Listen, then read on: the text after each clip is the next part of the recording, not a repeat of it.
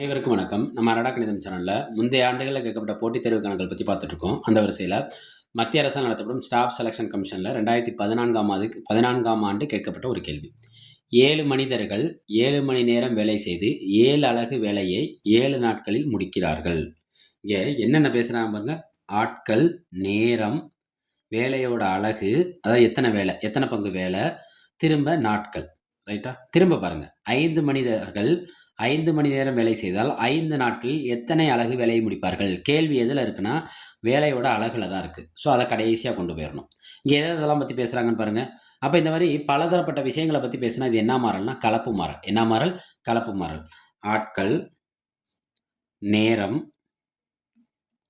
நாட்கள், அலகு. யாரோட அலகு? வேலையோட அலகு. இந்த வேலையின் அளவுன்னு வச்சுக்கலாம். அலகுக்கு பதிலா நம்ம என்னன்னு மைண்ட்ல ஏத்திக்கலாம்னா, அளவுன்னு வச்சுக்கலாம். 7 மனிதர்கள் எவ்வளோ நேரம் வேலை செய்கிறாங்கன்னு பாருங்க. 7 மணி நேரம். எத்தனை நாட்கள்? 7 நாட்கள்ல எத்தனை அலகு வேலையை முடிக்கிறாங்க? 7 அலகு வேலையை முடிக்கிறாங்க. எல்லாம் ஃபுல் ஆயிட்டு. 2வது கேள்வி பார்த்தீங்கன்னா, 5 மனிதர்கள் எத்தனை மணி நேரம் வேலை செய்கிறாங்க? 5 மணி நேரம் வேலை செய்கிறாங்க. எத்தனை நாட்கள்? 5 நாட்கள் வேலை செய்தால் எத்தனை அலகு வேலையை முடிப்பார்கள்? இந்த அலகை நான் வேலைங்கிறத நான் டபிள்யூன்னு வச்சுக்கிறேன். நான் எக்ஸ்ன்னு வச்சு போடலாம். எக்ஸுங்கிறது மல்டிப்ளைல பார்க்குறப்ப மல்டிப்ளை எக்ஸும் ஒரே லெட்டர் மாதிரி ஆயிரும். நம்மளுக்கு கன்ஃபியூஸ் ஆயிரும். நான் டபிள்யூன்னு வச்சுக்கிறேன். இப்போ இந்த டபிள்யூ தான் கண்டுபிடிக்க போகிறோம். அதுக்கு முன்னாடி இதில் யார் யாரெல்லாம் நேர்மாறல், யார் யாரெல்லாம் எதிர்மாறல்னு கண்டுபிடிக்கணும். இதை எப்படி நம்ம கண்டுபிடிக்கிறது? கலப்பு மாறலை பொறுத்த வரைக்கும் நம்ம கலப்பு மாறல் இல்லாமல் இருந்துச்சுன்னா இந்த மாதிரி பக்கத்தில் 2 தான் இருக்கும். ஆட்கள், நேரம் இதெல்லாம் என்னன்னா அப்படின்னு நம்ம பார்த்து நம்ம சொல்லிடலாம்.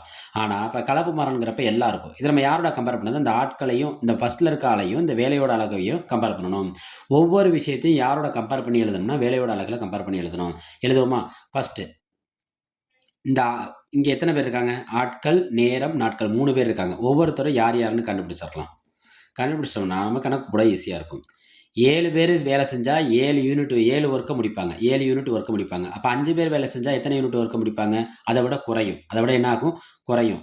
அப்போ இங்கே ஆட்களும் குறையுது, செய்யப்பட வேண்டிய வேலையும் குறையுதுன்னா இது என்ன மாறலா இருக்கு? நேர்மாறல்.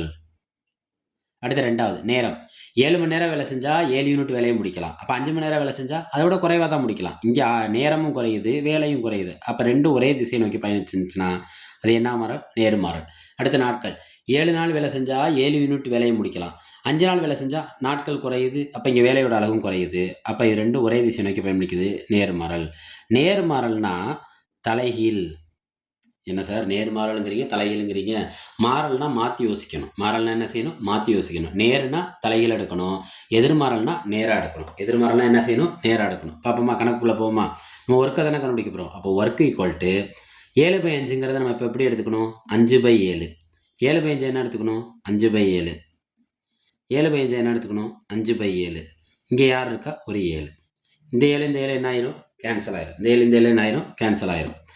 5 5 5 பெருக்குங்க. 5 25. 25ஓட 5 பெருக்குனா என்ன கிடைக்கும்? 125. கீழே யார் இருக்கா? 2 7 தான். 7 7 பெருக்குனா என்ன கிடைக்கும்? 49. அப்போ அவங்க முடித்த வேலையோட அழகு என்னென்னா 125/49. இதை அவங்க கொடுத்துருக்க ஆப்ஷன் எதை குறிக்கும்னா ஆப்ஷன் பியை குறிக்கும். நம்ம அரடா கணிதம் சேனலை லைக் பண்ணுங்கள், சப்போர்ட் பண்ணுங்கள், ஷேர் பண்ணுங்கள், சப்ஸ்கிரைப் பண்ணுங்கள், ஃப்ரெண்ட்ஸ் அண்ட் ஃபேமிலிக்கு ஷேர் பண்ணுங்கள். நன்றி.